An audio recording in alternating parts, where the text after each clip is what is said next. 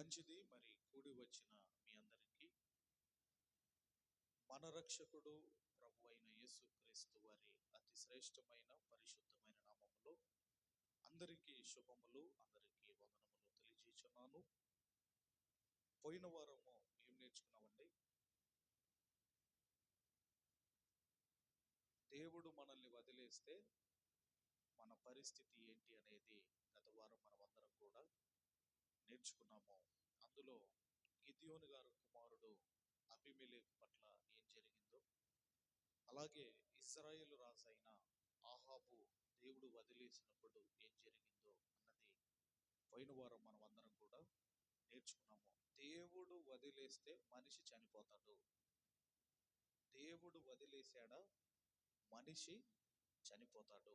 కాబట్టి ఎప్పుడు కూడా దేవుడు మన చెయ్యి పట్టుకోవాలి, లేదా దేవుని చెయ్యి మనం పట్టుకోవాలి. అంతేకాని దేవుడు మన చెయ్యిని ఎట్టి పరిస్థితుల్లో విడిచిపెట్టకూడదు. దేవుడు విడిచిపెట్టాడా ఇక మనిషి మరణంకి వెళ్ళిపోతాడు. కాబట్టి దేవుని చెయ్యి పట్టుకోవాలి అని మరి పోయిన వారం మనం అందరం కూడా నేర్చుకున్నాము.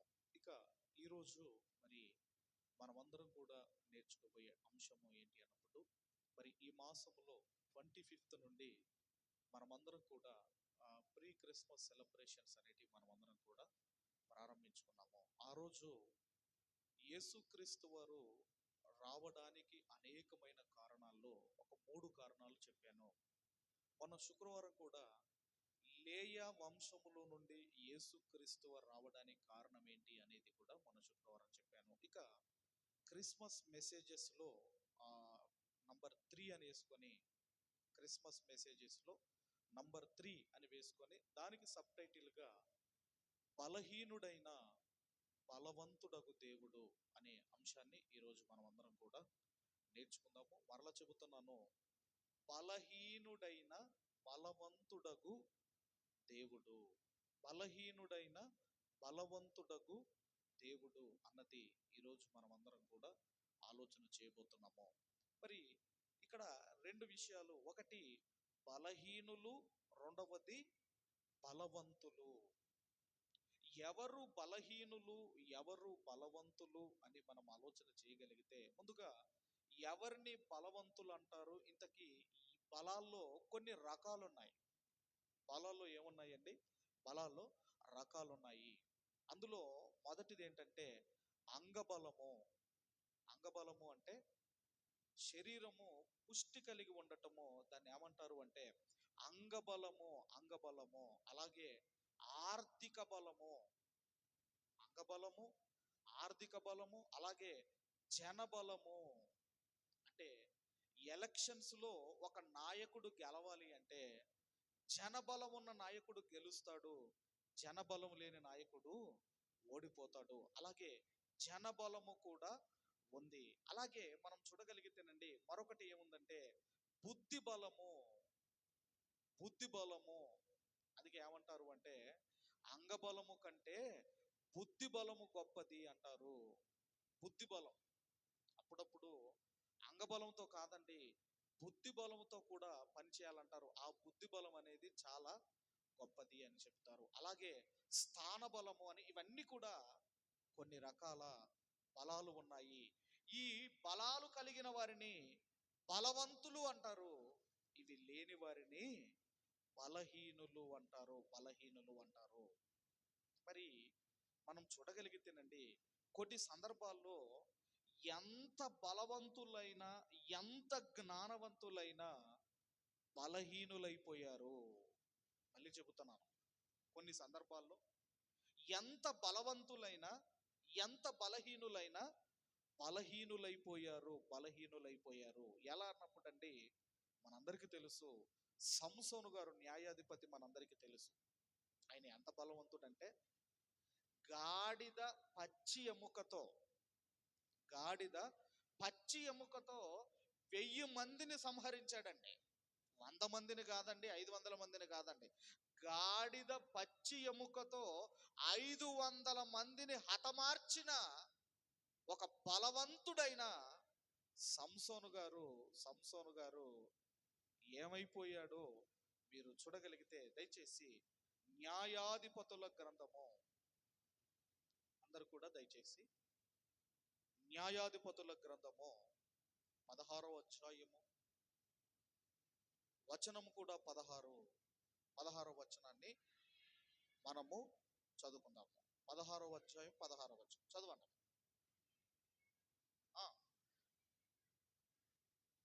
ఆమె అనుదినము మాటల చేత అతనిని బాధించి తొందర పెట్టుచున్నందున అతడు ప్రాణము విసిగి చావగోరెను. ఎవరు ఆమె? ఎవరమ్మా ఆమె? దెలీలా. దెలీలా ప్రాణం తీస్తుందని ఆయనకు తెలియలా. దెలీలా ప్రాణం తీస్తుందని ఆయనకి తెలియలేదు. కాబట్టి ఈమె ఏం చేసిందంటే మాటల చేత విసిగించిందండి. అందుకే ఏమన్నారంటే ఇంగ్లీష్లో వర్డ్స్ కెన్ కిల్ అన్నారు. వర్డ్స్ కెన్ కిల్ అన్నారు. అంటే మాటల చేత విసిగించింది. పచ్చి దౌడ ఎముకతో, గాడిద దౌడ ఎముకతో 1000 మందిని సంహరించిన ఒక బలవంతుడైన సంసోను గారు ఏమైపోయారండి? ఒక స్త్రీ చేతిలో బలహీనుడైపోయి చావాలి అనుకున్నాడు. బలవంతుడే ఆయన, ఒకనాడు సింహాన్ని చంపిన బలవంతుడే, 1000 మందిని సంహరించిన బలవంతుడే. కానీ ఒక స్త్రీ మాటల వలన బలహీనుడైపోయాడు. ప్రాణము విసిగి చావాలి అనుకున్నాడు. అందుకే కొన్ని సందర్భాల్లో బలవంతులు కూడా బలహీనులైపోయారు. మరికొన్ని సందర్భాల్లో జ్ఞానవంతులు కూడా బలహీనులైపోయారు. మీ అందరికీ తెలుసు, బైబిల్ గ్రంథంలో సొలొమోను గారు ఎంత జ్ఞానవంతుడో మనందరికీ తెలుసు. ఎంత జ్ఞానవంతుడండి ఆయన! ఎంత జ్ఞానవంతుడండి ఆయన! ఎంత జ్ఞానవంతుడో రాజుల మొదటి గ్రంథము, దయచేసి త్వరగా, ఆయన ఎంత జ్ఞానవంతుడో మీరు చూడగలిగితే 5వ అధ్యాయము 29-30 వచనాలు చదువుకుందాం. రాజుల మొదటి గ్రంథము 5వ అధ్యాయము 29-30 వచనాలు మనము చదువుకుందాము. దేవుడు జ్ఞానమును బుద్ధిని వర్ణింప శక్యము కాని వివేచన గల మనస్సును సొలొమోనుకు దయచేసెను కనుక సొలొమోనుకు కలిగిన జ్ఞానము తూర్పు దేశస్థుల జ్ఞానము కంటెను, ఐగుప్తీల జ్ఞానం అంతటి కంటెను అధికమై ఉండెను. ఎంత జ్ఞానవంతుడైన ద కింగ్ సొలొమోను గారు ఏమైపోయారంటే ఆయన కూడా బలహీనుడైపోయాడు. ఏమైపోయాడండి ఆయన కూడా? ఎందుకంటే ఆయన భార్యల వలన బలహీనుడైపోయాడు. తర్వాత మీరు చదువుకోండి, 11వ అధ్యాయం 1వ వచనం నుంచి అంతా మీరు చదువుకోండి. ఎంత జ్ఞానవంతుడు భార్యల వలన బలహీనుడైపోయాడు. ఏ దేవాలయముతో, ఏ చేతులతో దేవాలయాన్ని కట్టాడో ఆ చేతులతోనే బలులు అర్పించాడు. కాబట్టి ఎంత బలమున్నా కొన్ని సందర్భాలలో బలవంతులు బలహీనులైపోయారు. అయితే ఇప్పుడు మనం ఆలోచిస్తున్న అంశం ఏంటి అన్నప్పుడు, బలహీనుడైన బలవంతుడగు దేవుడు. ఇంతకుముందు మీరు ఆ మాట చదువుకున్నారు. యెషయా గ్రంథం 9వ అధ్యాయము 6వ వచనాన్ని చదువుకుందాము. చదవము. మనకు శిశువు పుట్టెను, మనకు కుమారుడు అనుగ్రహించబడెను, ఆయన భుజం మీద రాజ్యభారముండును. ఆశ్చర్యకరుడు, ఆలోచనకర్త, బలవంతుడైన దేవుడు, నిత్యుడగు తండ్రి, సమాధానకర్తయగు అధిపతి అని అతనికి పేరు పెట్టబడును. ఇక్కడ ప్రభువైన యేసుక్రీస్తు వారి గురించి వ్రాయబడుతున్న మాట, బలవంతుడగు దేవుడు, mighty god, the mighty god, బలవంతుడగు దేవుడు. బలవంతుడైన దేవుడైన యేసుక్రీస్తు వారు బలహీనుడయ్యాడా? ఆయన బలహీనుడయ్యాడా అంటే అదే మనం ఆలోచిస్తున్నాం. ఇంతకీ ఆయన ఎంత బలవంతుడు అంటేనండి, ఎంత బలవంతుడు అంటే ఆయన గాలిని సముద్రమును గర్దింపగానే మిక్కిలి నిమ్మలమాయనని మనం చదువుకుంటాం. ఏంటండి? గాలిని సముద్రమును గర్దించాడు ఆయన. మొత్తం సైలెంట్ అయిపోయాయి. ఆయన మాటకు అంత పవర్ ఉందండి, అంత బలం ఉందండి. ఇంకా ఆయన ఎంత బలవంతుడో మీరు చూడగలిగితే, కీర్తనల గ్రంథము 104వ కీర్తన, కీర్తనల గ్రంథం 104వ కీర్తన 32వ వచనాన్ని మనమందరము కూడా చదువుకుందాము. చదువు. ఆయన భూమిని చూడగా అది వణుకును, ఆయన పర్వతములను ముట్టగా అవి పొగరాచును. ఆయన భూమిని చూడగా అది వణుకును. భూమిని చూస్తే, దేవుడు భూమిని చూస్తే గజ గజ గజ గజ వణికిపోతుందండి భూమి. భూమి వణికిపోతుందట, ఆయన చూస్తే భూమి వణికిపోతుందట. అంత బలవంతుడండి. మరొక మాట కూడా 18వ కీర్తన, కీర్తన గ్రంథం 18వ అధ్యాయం 7వ వచనాన్ని చదువుకుందాం. 18వ అధ్యాయము 7వ వచనము. అప్పుడు భూమి కంపించి అదిరెను, పర్వతములు వణికెను, ఆయన కోపింపగా అవి కంపించెను. ఆయన కోపింపగా అవి కంపించెను.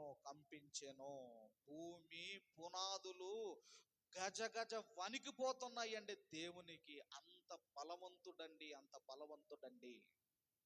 అంత బలవంతుడు ఏమైపోయాడు అంటే, ఇదిగో బలహీనుడైపోయాడు. అంత బలవంతుడైన దేవుడు, అంత బలవంతుడైన దేవుడు బలహీనుడైపోయాడంటే బలహీనుడైపోయాడు. ఇక ఒక్కొక్క సందర్భాన్ని, ఒక్కొక్క వచనాన్ని మనము చదవగలిగితే, దయచేసి మరి మనం అందరం కూడా మత్తయి సువార్త 11వ అధ్యాయము 19వ వచనాన్ని చదువుకుందాం. 11, 19 చదువు. గనుక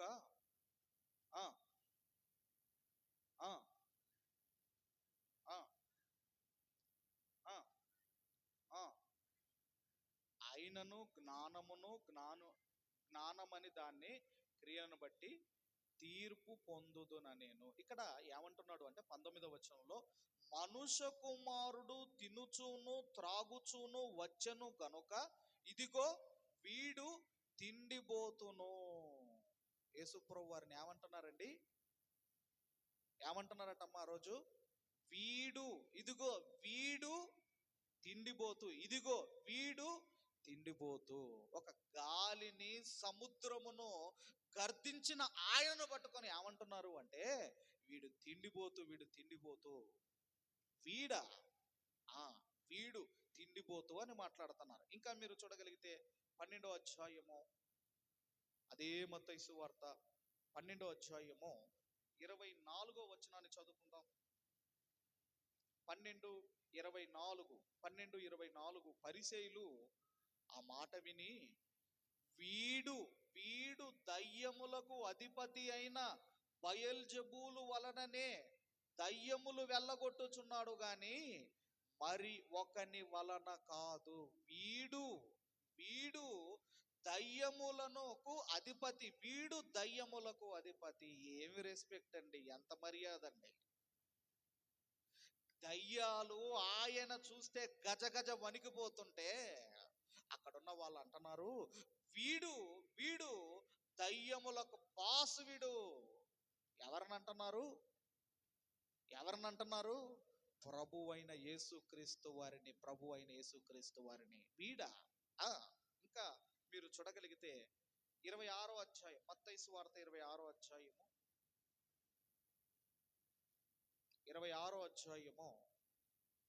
65వ వచనాన్ని కూడా మనం చదువుకుందాము. మత్తయి సువార్త 26:65. ప్రధాన యాజకుడు తన వస్త్రములు చింపుకొని, వీడు దేవదూషణ చేసెను, మనకిక సాక్షులతో ఈ పని ఏమి, ఇదిగో ఈ దూషణ మీరిప్పుడు విన్నారు. వీడు దేవదూషణ చేశాను, వీడు దేవదూషణ చేశాను. ఒక బలవంతుడైన దేవుణ్ణి పట్టుకొని ఎలా మాట్లాడుతున్నారో చూడండి, ఎలా మాట్లాడుతున్నారో చూడండి. వీడ ఆయనకు ఒక సముద్రము వణికిపోతుంది, ఆయనకు భూమి వణికిపోతుంది, ఆయనకు పర్వతములు వణికిపోతున్నాయి, దయ్యాలు వణుకుతున్నాయి. ఆయనను పట్టుకొని వాడు వీడని మాట్లాడుతున్నారు. ఇంకొక సందర్భాన్ని కూడా మనం చూడగలిగితే అదే 27వ అధ్యాయము 26వ వచనం నుంచి మనం చదవగలిగితే, 26వ వచనం నుంచి చదవం. ఆ ఆ ఆ ఆ అప్పుడు అధిపతి యొక్క సైనికులు ఆ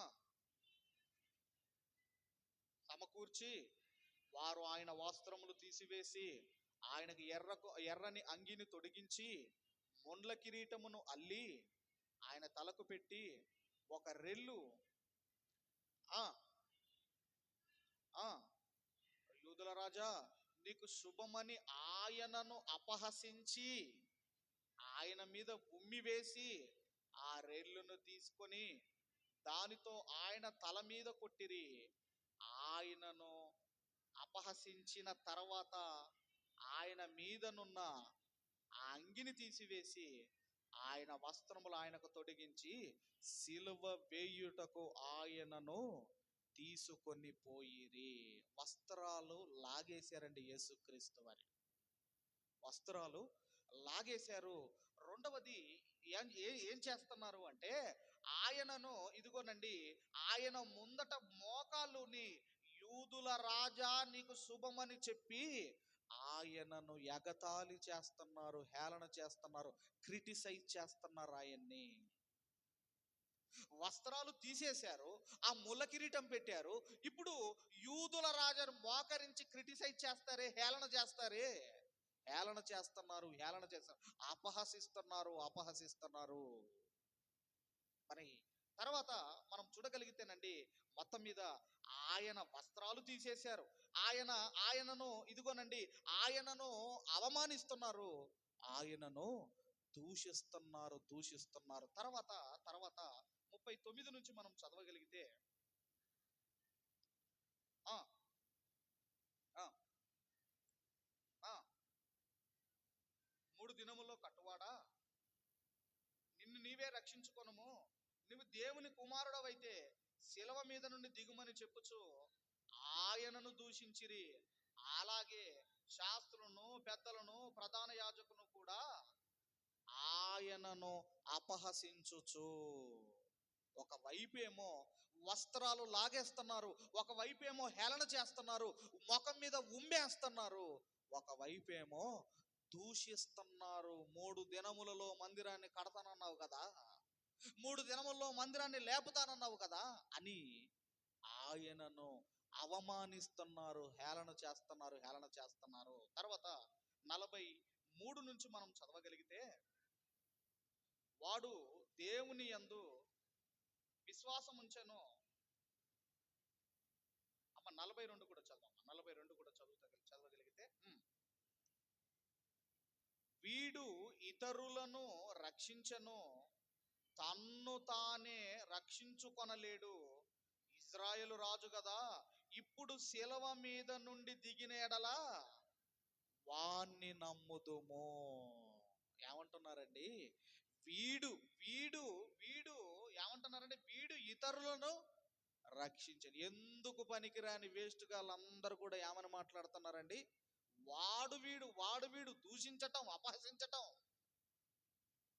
ఇన్ని చేస్తున్నా ఆయన మౌనముగా ఉన్నాడు. ఆయనలో కూడా ఏదో వీక్నెస్ ఉందండి. వాడని వీడని తిడుతుంటే, వస్త్రాలు లాగుతుంటే, ఉమ్మి వేస్తుంటే, దూషిస్తుంటే, అవమానిస్తుంటే ఎందుకు సహించాడు, ఎందుకు భరించాడు అంటే, ఆయనలో కూడా ఏదో బలహీనత, వీక్నెస్ ఉంది ఆయనలో కూడా. ఇదండి. అలాగే బ్రతుకున్నప్పుడు ఆయన ఎంత అవమానించారో మరొక మాట కూడా మీరు చూడగలిగితే, మార్క్సు వార్త, దయచేసి మార్క్సు వార్త 5వ అధ్యాయము, మార్క్సు వార్త 5వ అధ్యాయము 16వ వచనాన్ని చదువుకుందాం.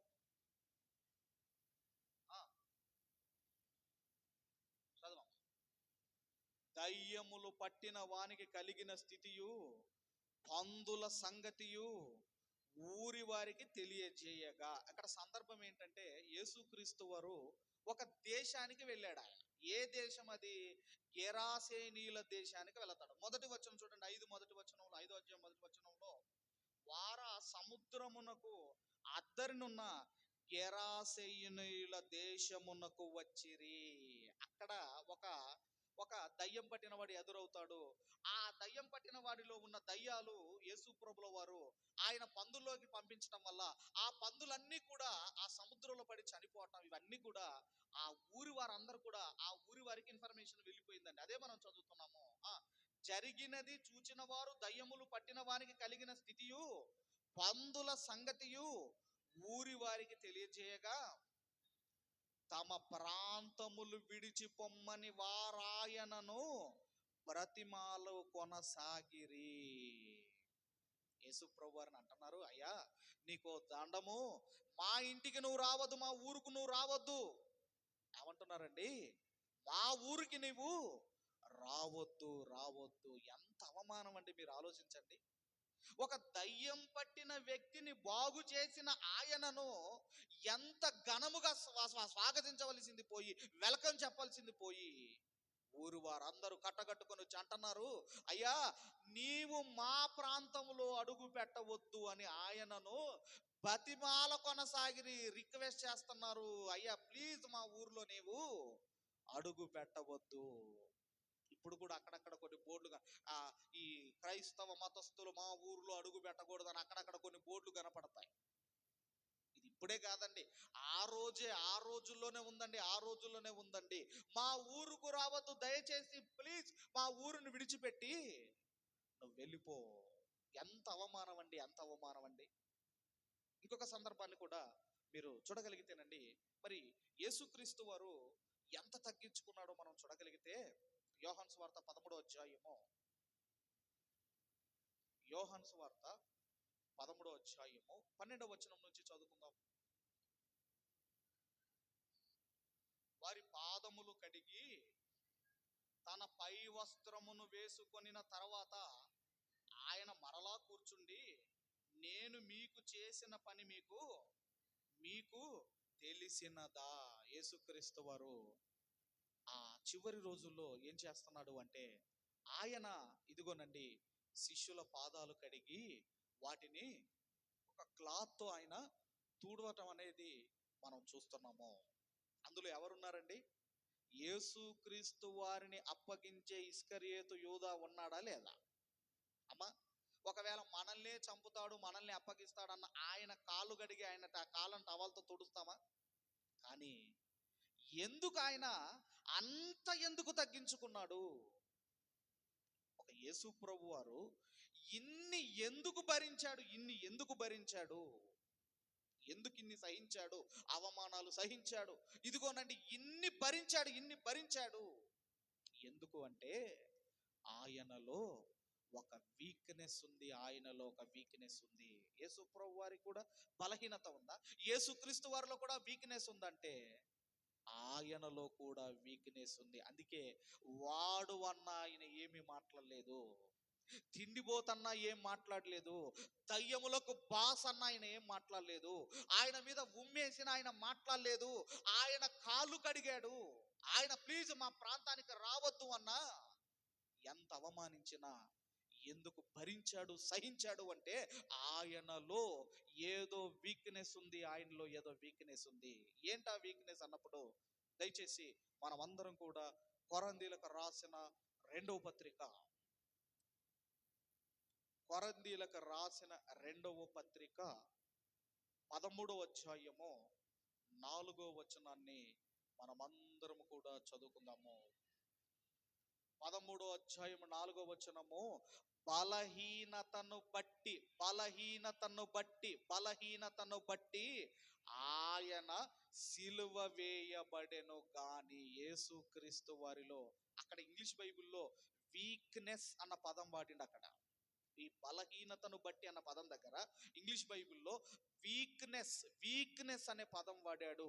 అంటే యేసుక్రీస్తు వారిలో కూడా బలహీనత ఉందంటే, యేసుక్రీస్తు వారిలో కూడా ఏదో వీక్నెస్ ఉంది, ఏదో బలహీనత ఉంది. ఏంటి ఆయనకున్న వీక్నెస్, ఏంటి ఆయనకున్న బలహీనత అంటే ఏంటి అంటే, దేవుడే ఆయన యొక్క బలహీనత, దేవుడే ఆయన యొక్క వీక్నెస్ అండి. దేవుడేనండి, దేవుడే. యేసు ప్రభుల వారికి ఉన్న బలహీనత ఏంటంటే, దేవుడే ఆయన బలహీనత. ఇదిగో ప్రభు, ఇదిగో నీవు ఈ మనుషులు మారాలి, ఈ మనుషులు మారితే నాకు పరలోకములో ఎంతో సంతోషము. అంటే దేవుణ్ణి సంతోషపరచడానికి యేసుక్రీస్తు వారు ఎంతైనా తగ్గుతాడు. ఆయన దేవుణ్ణి సంతోషపరచడానికి, దేవుణ్ణి ఆనందపరచడానికి, ఒక పాపి మారడానికి ఆయన ఎన్నైనా భరిస్తాడండి, ఎన్నైనా భరిస్తాడు. ఆయనను వాడు వీడన్న భరిస్తాడు, ఆయన వస్త్రం లాగేసిన భరిస్తాడు, ఆయన మీద ఉమ్మేసిన భరిస్తాడు, ఆయనను దూషించిన భరిస్తాడు, ఆయనను రావద్దన్న భరిస్తాడు. అవసరమైతే ఇస్కరియోతు యూదా లాంటి వాళ్ళ కాళ్ళు పట్టుకోమన్నా యేసు ప్రభు వారు పట్టుకుంటారు. ఎందుకంటే నా తండ్రి సంతోషం ఏంటంటే, ఒక పాపి మారితే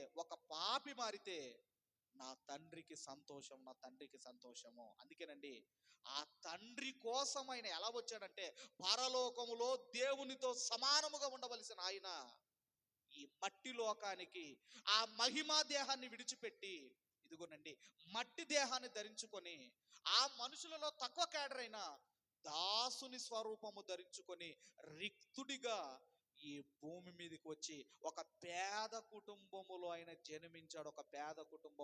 జన్మించాడు. ఎందుకు అంటే, నా తండ్రి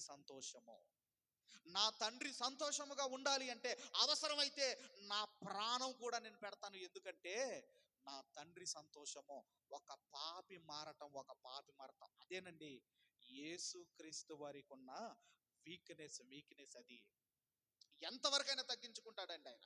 ఎంతవరకు తగ్గాలో అంతవరకు ఆయన తగ్గించుకుంటాడు. ఎందుకంటే నాకు మనిషి మారటం ముఖ్యము నాకు. అందుకే తర్వాత కూడా పౌలు గారు మాట్లాడుతూ ఆయన ఏమంటున్నాడో తర్వాత కూడా మీరు చూడగలిగితే,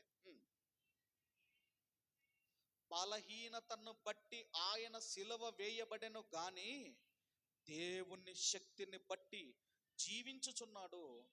మేము ఆయన యందుండి బలహీనులమై ఉన్నాము గాని మీ ఎడల దేవుని శక్తిని బట్టి ఆయనతో కూడా జీవము గలవారము.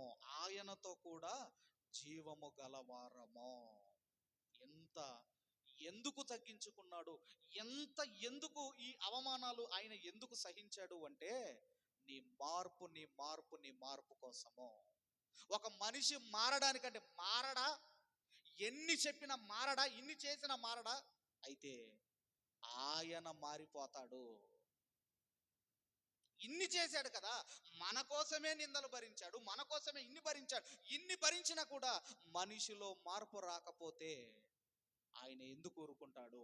అందుకే ఏమని రాయబడింది, రోమీలకు రాసిన పత్రికలో ఏమని రాయబడింది? దయచేసి 8వ అధ్యాయం, రోమీలకు రాసిన పత్రిక 8వ అధ్యాయము 34వ వచనాన్ని మనం చదువుకుందాం. శిక్ష విధించువాడు ఎవడు, చనిపోయిన క్రీస్తు యేసే, అంతేకాదు మృతులలో నుండి లేచిన వాడును, దేవుని కుడిపార్శ్వమున ఉన్నవాడును, మన కొరకు విజ్ఞాపనమును కూడా చేయువాడును ఆయనే. శిక్ష విధించేది ఎవరండి? శిక్ష విధించేది ప్రభువు అయిన క్రీస్తు. ఎందుకు ఆయన శిక్ష విధించేది ఆయనే అంటే, మన కొరకు ఒక మంచి, ఇదిగో పరలోకములో సింహాసనం మీద కూర్చోవలసిన ఆయన ఎక్కడికి వచ్చాడండి? పశువుల తొట్టిలో పరుండడానికి వచ్చాడు ఆయన.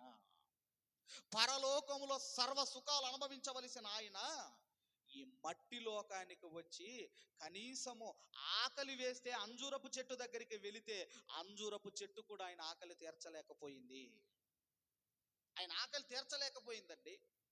కాబట్టి మనం ఆలోచన చేయగలిగితే మన కొరకు ఆయన ఎలా వచ్చాడు అంటే మట్టి దేహాన్ని ధరించుకున్నాడు. ఆయన మహిమను తగ్గించుకొని ఈ భూమి మీదకి వచ్చాడు. ఎందుకు వచ్చాడు అంటే మనము మారాలని. ఇంకా ఇన్ని మాటలు వింటున్నావు, ఇన్ని ప్రసంగాలు విన్నా మారకపోతే ఆయన అంటున్నాడు, శిక్ష విధించేది ఎవడు? చనిపోయిన క్రీస్తు యేసే. అందుకేనండి ఒక యూదా కాళ్ళు పట్టుకున్నాడు. ఎందుకంటే యూదా నువ్వు మారాలి, ఇస్కరియోతు యూదా నువ్వు మారాలి. ఇప్పుడు ఈయన ఆ పాతాళ గుండానికి వెళ్ళిన తర్వాత ఏమని అడుగుతారో తెలుసా అండి? ఏమని అడుగుతారట? ప్రభువా, నీ నామములో మేము అద్భుతములు చేయలేదా? నీ నామములో స్వస్థతలు చేయలేదా? నీ నామములో మేము దయ్యములను వెళ్ళగొట్టలేదా?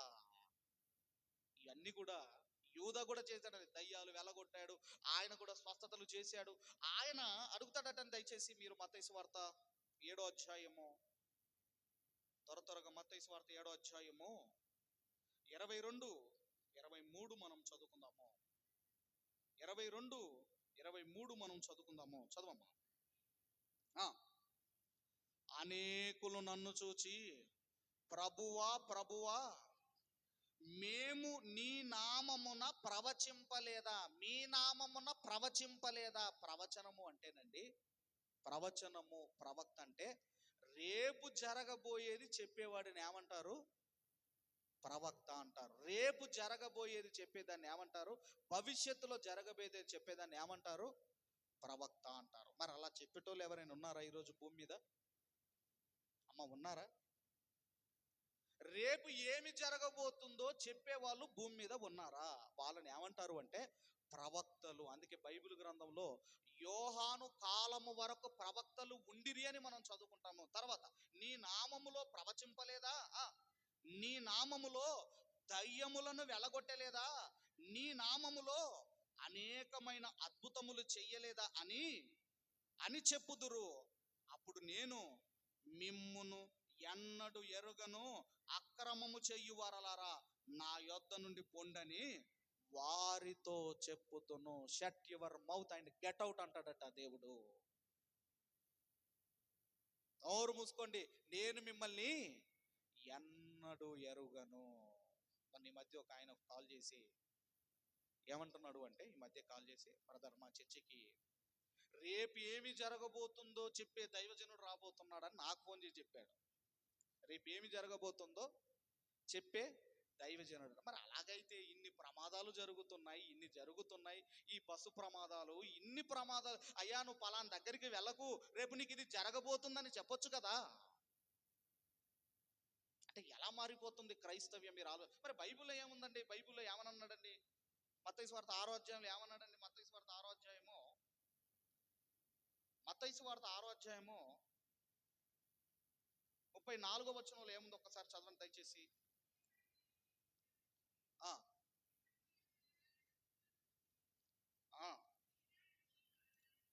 చాలా అన్నాడు కదండి. ఇప్పుడు యాకోబు పత్రిక 4వ అధ్యాయం 14వ వచనం కూడా మీరు చదవగలిగితే, యాకోబు పత్రిక 4:14 కూడా మీరు చదవగలిగితే త్వరగా యాకోబు పత్రిక దయచేసి 4వ అధ్యాయం 14వ వచనం. రేపేమి సంభవించునో మీకు తెలియదు, మీ జీవము ఏ పాటిది, మీరు కొంతసేపు కనబడి అంతలో మాయమైపోవు ఆవిరి వంటి వారే. ఈరోజు కనబడుతున్న మనిషి రేపు కనబడతాడన్నా గ్యారెంటీ లేదు. ఒక నెల రోజులు చూసిన మనిషి ఈ రోజు కనబడతాడన్నా గ్యారెంటీ లేదు. అక్కడ అంటున్నాడు, రేపు ఏమి సంభవించునో నీకు తెలియదు అంటే రేపు ఏమి జరుగుతుందో చెప్పే దైవజనులని వాళ్ళకు టైటిల్ పెడుతున్నారు, వాళ్ళకు ట్యాగ్ తగిలిస్తున్నారు. కాబట్టి మనం ఆలోచన చేయగలిగితే యేసు ప్రభువారు అన్ని ఎందుకు భరించాడు అంటే మనిషి మార్పు. నా తండ్రి సంతోషము ఒక మనిషి మారడానికి అవసరమైతే కాళ్ళు కడుగుతాను, అవసరమైతే నా ఆఖరి రక్తపు బొట్టు వరకు నేను ఇన్ని చేసినా కూడా నువ్వు మారకపోతే మనకు శిక్ష విధించేది యేసు ప్రభువారే. అందుకే ఆయన వీక్నెస్ ఏంటంటే దేవుడు దేవుడు ఆయన వీక్నెస్ అయితే ఈరోజు ఆయన కొరకు బ్రతుకుతున్న మన వీక్నెస్ ఏంటి? కొంతమందికి సినిమాల వీక్నెస్ ఉంటుంది, కొంతమందికి తాగుడు వీక్నెస్ ఉంటుంది, కొంతమంది స్మోకింగ్ వీక్నెస్ ఉంటుంది, కొంతమంది రకరకాల పిచ్చి రకరకాల ఉన్నాయి కదండి. నాకు ఇదంటే పిచ్చి అండి, నాకు అదంటే పిచ్చి అండి, నాకు ఇదంటే ఇష్టం అండి. అయితే క్రైస్తవుడుగా నీకు ఉన్న వీక్నెస్ ఏంటి? నీకున్న యేసుక్రీస్తు వరక దేవుడే ఆయన వీక్నెస్ అండి. మరి నీ వీక్నెస్ ఏంటి? నేను ఫలానిది మానలేకపోతున్నానండి, ఫలానిది నేను దాని నుంచి బయటికి రాలేకపోతున్నానండి. ఒకవేళ వీక్నెస్లతో, ఒకవేళ ఈ బలహీనతలతో ఒకవేళ మనం చనిపోతే మనకంటే ముందు ఆ పాతాళ గుండానికి వెళ్ళిన వారు ఏమంటారో చివరిగా ఈ మాట చూసుకొని ముగించుకుందాం. యెషయా గ్రంథము 14వ అధ్యాయము, పెద్ద ప్రవక్తలు ఒక ప్రవక్త యెషయా గ్రంథము 14వ అధ్యాయము 9వ వచనము 10వ వచనము చదువుకుందాము. నీవు ప్రవేశించుచుండగానే నిన్ను ఎదుర్కొనుటకై క్రింద పాతాళము నీ విషయమై కలవరపడుచున్నది, అది నిన్ను చూచి ప్రేతలను రేపుచున్నది. భూమిలో పుట్టిన సమస్త శూరులను, జనములను, రాజులందరినీ వారి వారి సింహాసనముల మీద నుండి లేపుచున్నది. వారందరూ నిన్ను చూచి, నీవును మా వలె బలహీనుడవైతివా, నీవును మా బోటి వాడవైతివా అందురు. ఆ పాతాళ లోకానికి బలహీనతతో వెళ్ళిన ప్రతి ఒక్కరు కూడా అంటారట, నీవు కూడా వీక్నెస్లతో చనిపోయావా, నీవు కూడా లోక సంబంధమైన ఇదిగో ఈ బలహీనతలతో చనిపోయావా, అందుకే ఈ పాతాళ గుండానికి వచ్చావా అని అక్కడికి వెళ్ళిన తర్వాత వాళ్ళు అడుగుతారటండి, ఎందుకయ్యా ఈడికి వచ్చావు, ఈ ప్లేస్కి ఎందుకు వచ్చావయ్యా, నీలో కూడా బలహీనతలు ఉన్నాయా అంటే ఈ లోక సంబంధమైన బలహీనతలకు బానిసై బ్రతికి ఒకవేళ కన్నుమూస్తే మనం వెళ్ళే స్థలం ఏంటంటే పాతాళ గుండానికి వెళ్తాం. అందుకే క్రైస్తవురాలిగా నీకున్న బలహీనత ఏంటి? యేసుప్రభు వారిక, యేసుక్రీస్తుల వారిక, ఆయనక? దేవుడే ఆయన బలహీనత. ఈరోజు మన బలహీనత కూడా దేవుడు కావాలి. మన బలహీనత దేవుడు కావాలి. నీ బలహీనత దేవుడైతే ఆ దేవుణ్ణి సంతోషపరచడానికి ఎంతవరకు తగ్గాలో అంతవరకు తగ్గుదామో. యేసు ప్రభువారే ఒక అప్పగిస్తాడన్న ఆయన కాళ్ళు పట్టుకున్నాడే, టవాల్తో తుడిచాడే, ఆయన మారాలనుకున్నాడే. మరి మనం ఎంత తగ్గాలో అంతవరకు తగ్గుదాము. అవసరమైతే ఒక పాపి మారితే పరలోకంలో తండ్రికి సంతోషం అంటే ఎంతవరకు తగ్గించుకోవాలో అంతవరకు దేవుని ఎదుట మనము తగ్గి బ్రతుకుతామో అలా మనం ఉండాలని కోరుకుంటూ, అందుకే బలహీనుడైన బలవంతుడగు దేవుడు. ఇంత బలహీనత ఎందుకంటే దేవుని కోసం, తండ్రి సంతోషం కోసం. అలాంటి మంచి మరి మనం కూడా ఉండాలని, అలాంటి బలవంతులుగా దేవుని ఎదుట ఉండాలని కోరుకుంటూ ఈ మాటలు ముగిస్తున్నాను. దేవుడు మనందరిని దీవించి ఆశీర్వదించును గాక. ఆమేన్.